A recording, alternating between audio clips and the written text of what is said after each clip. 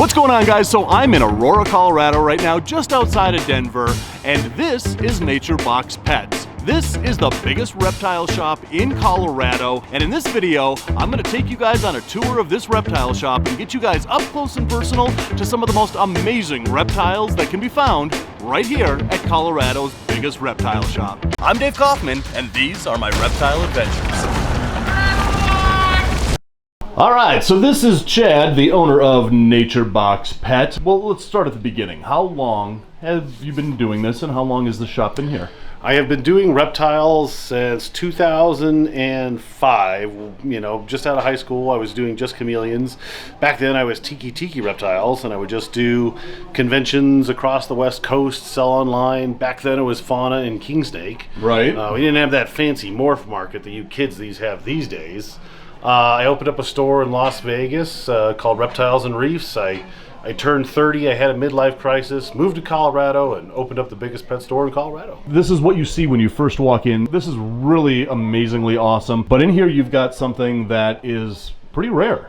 Yeah. So nothing more appropriate than a giant box of nature when you walk into Nature Box. Inside here, you know, is kind of a Madagascar theme, but the really cool thing is the albino mantellas that we got from Josh's frogs are in here, along with 7 or 8 other normals, but we have about 10 mantellas total in there with 3 albinos. Are you going to be breeding these guys? I hope so. You know, mantellas need running water. Initially, this terrarium had a fountain in it, and then it started to leak, and with a big giant 8-foot multi-100-pound terrarium, having it be full of water would be a bad thing. Right. So, you know, we're just kind of letting it go, but hopefully one day we'll get around to it. Being a pet store owner is just like hobbyist times 10. Now I can get whatever I want, I can enjoy it and sell it, and then I have money for the next great thing that I've always wanted. And what I love is that you have the name of the store behind here. Did you guys make this?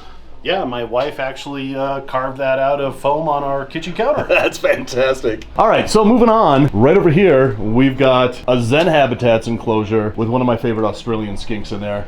These are the Gidgies. Yeah, the pokey sausages. The pokey sausages are... Spiky sausages. Are great pets. It's one of those things that I think are vastly underrated.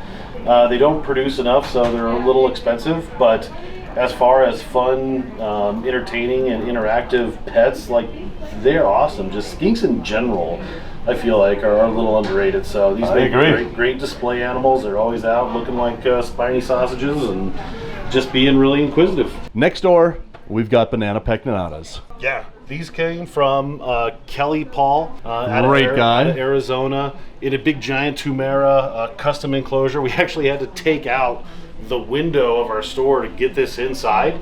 So that was a massive pain in the butt. And back when I got my first one, like $500 for, you know, very young 20-year-old Chad was a lot of money. So I saved for a few years. I got one, and he sold me a male to go with my female. So now naturally, you know, just a big display. All right, so that is just the entrance. But look at this. This is how big this place is. And we've got a bunch of stuff to check out down there. But first, we're going to check out some more cool reptiles over here. Rainbow Mealworms is not only a proud sponsor of this channel, they are the premier source for all your reptile food needs. They grow all of their quality insects in-house, and I use them exclusively for all my insect-eating reptiles. So place your order today at rainbowmealworms.net or click the link in the description below.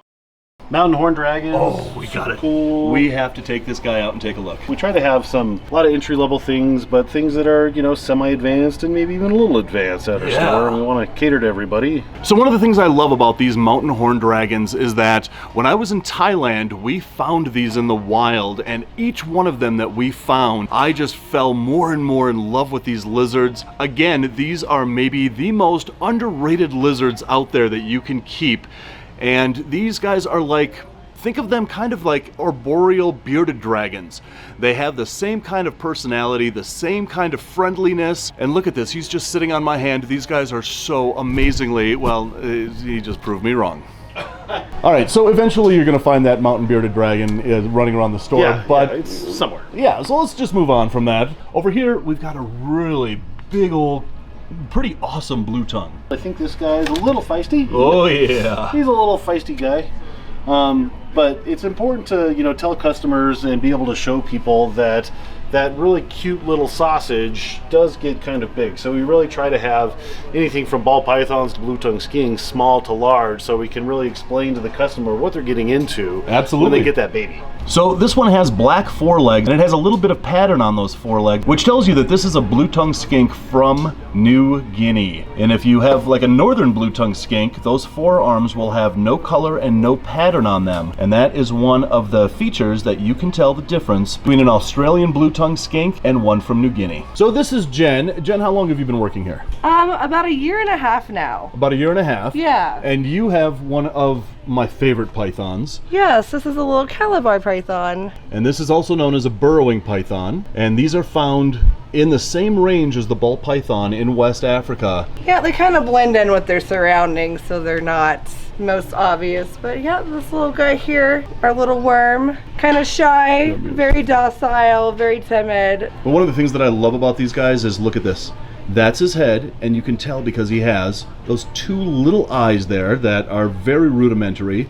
But if you look at his tail, he's got another head on his tail, and the only way that you can tell the difference between the biting end and the pooping end is that this end doesn't have eyes. Or the little tongue that every now and then will... Right, the pooping end doesn't have a tongue, which is probably really good for the snake. These guys are my favorite because they're just little tiny dragons. Yes, they are. So this is a red-eyed crocodile skink. And this is another one of those underrated lizards that is just starting to get more and more popular. So one of the kind of, I would say maybe not downside, but one of the kind of ecological bummers of this lizard is that they only have one baby at a time. So if you want to breed these, you're not going to get a lot of babies out of them. Nope, and it's really, really hard to breed these guys in captivity as well. So there's not very many captive red-eyed croc skinks because of that, and people kind of, don't have the patience to work with that because of that. So yeah, this one might have one, maybe two babies a year, but they're not as prolific breeders as some reptiles in the hobby. Wow, all right, well thanks for showing off your favorites. Chad, you got something over here that we need to see. I got something else that I thought would be pretty cool. Going back to my favorite Madagascar animals, Uroplatus sakuri, or the mossy leaf-tailed gecko. One of the coolest, in my opinion, geckos that there is. Yep.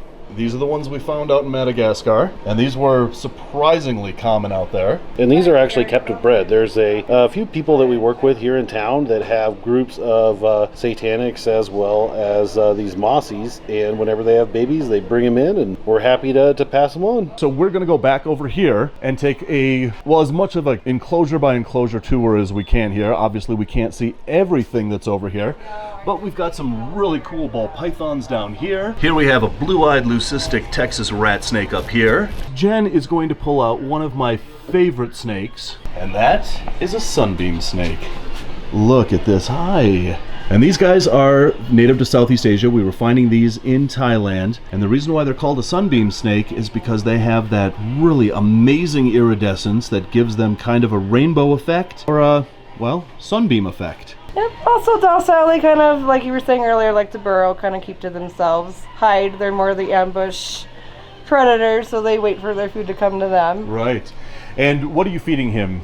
So these guys are a little trickier, but we try to start them off with like this one we would give a medium mouse, but we have to do it in such a way where it kind of creates like a burrow. So we have to make a little mound for him, put the little mouse in there, and hope he goes on the hunt. Yeah, hope he does what he's supposed to. But yeah, they like to more hide in burrows and wait for their prey to come to them. Exactly. So. Currently I've got one Cali King on the floor, I've got one in the back, and then I've got a few. My favorites would be the Blizzard right here. We got this cute little guy. He's not your typical black and white, but he's got that really unique kind of pink albino color to him. I would really like to see California king snake morphs come back into popularity, and I think that they are. Yeah. But, a lot of stuff took a back seat to the ball pythons, of which we have right here. Look at this. Nice pied, nice albino. So, yep, your typical ball python. This is your classic albino right here. This is your classic pied right here. These are kind of, I would say, just opinion would be what kind of started the popularity with all the different morphs of the ball pythons. I agree. Especially these pieds.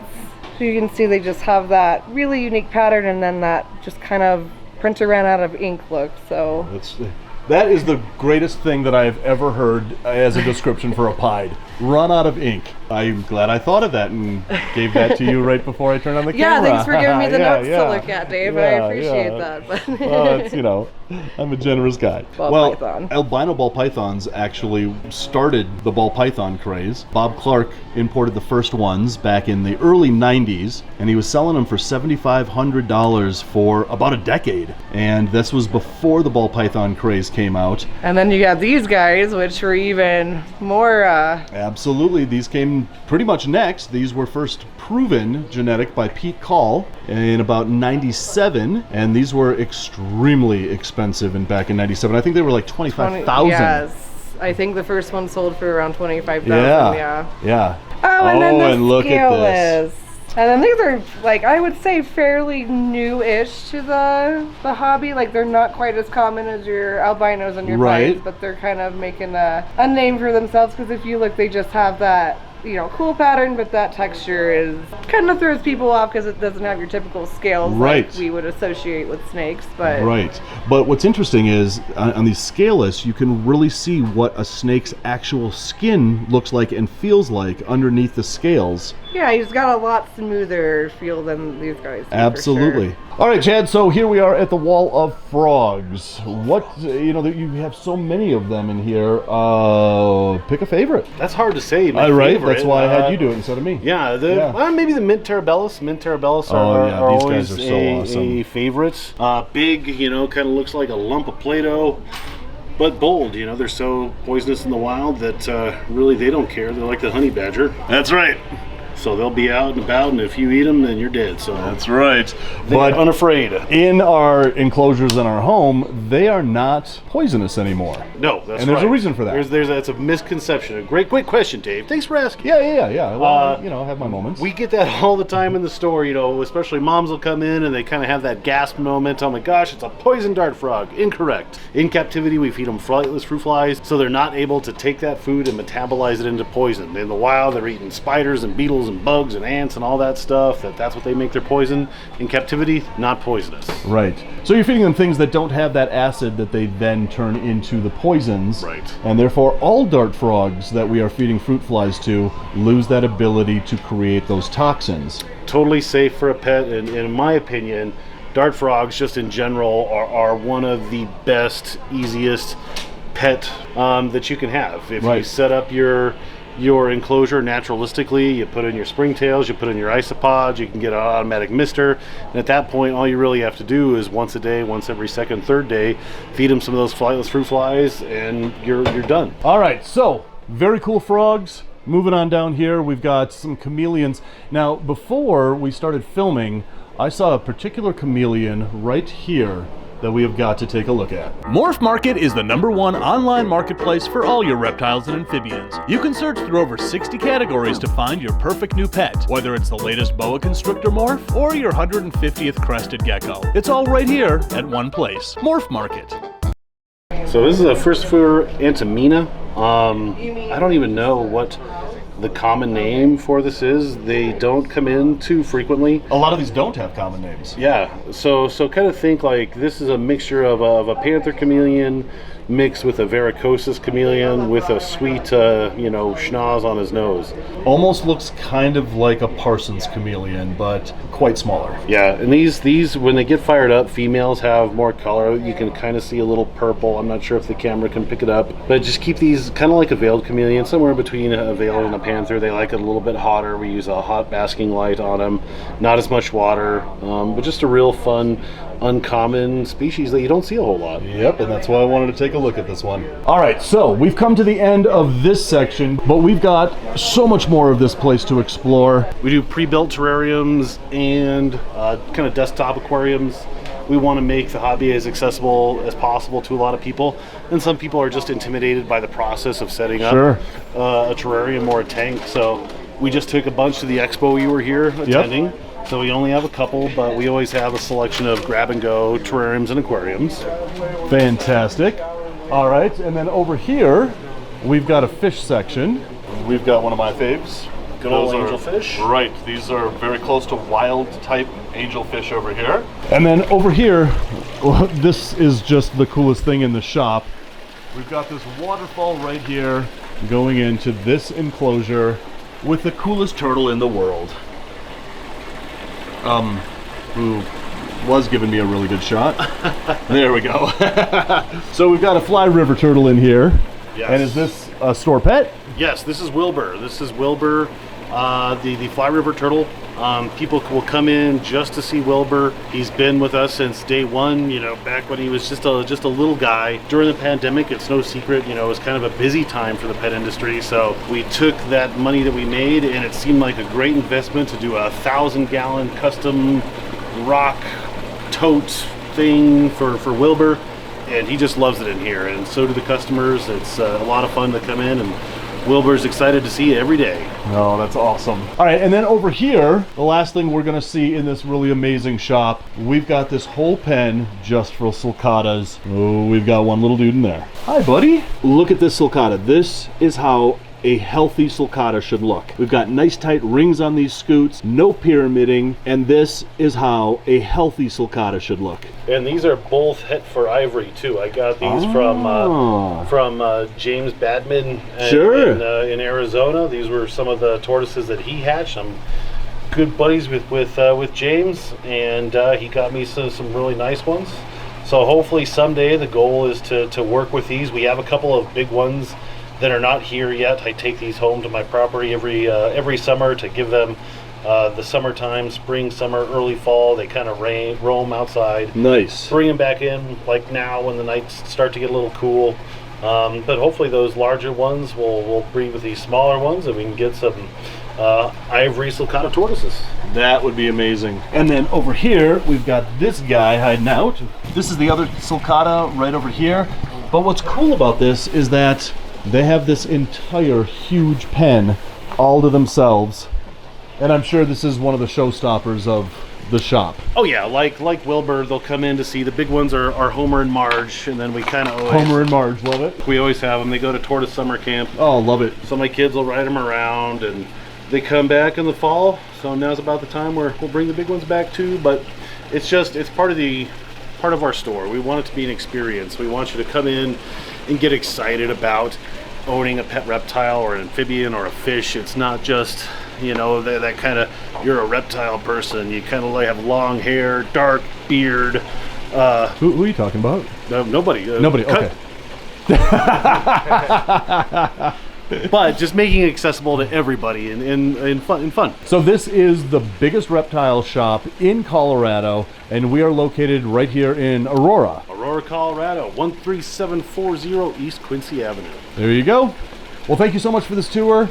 I wish you all the luck in the future with this place. Next time I'm in Denver, we'll do a follow-up and see how this place grows. Sounds good. Thanks, Dave. Awesome. So guys, if you live in Denver or in Colorado, it is well worth a trip to this reptile shop. It is the biggest reptile shop in Colorado and well worth a trip. So anyway, guys, I just want to give a real quick shout out and a thank you to not only my sponsors, but my Patreon supporters. If you would like to become a Patreon supporter, that link is in the description below. And guys, as always, thanks for watching. And until the next reptile adventure, love the planet, feed your reptile obsession, and rattle on.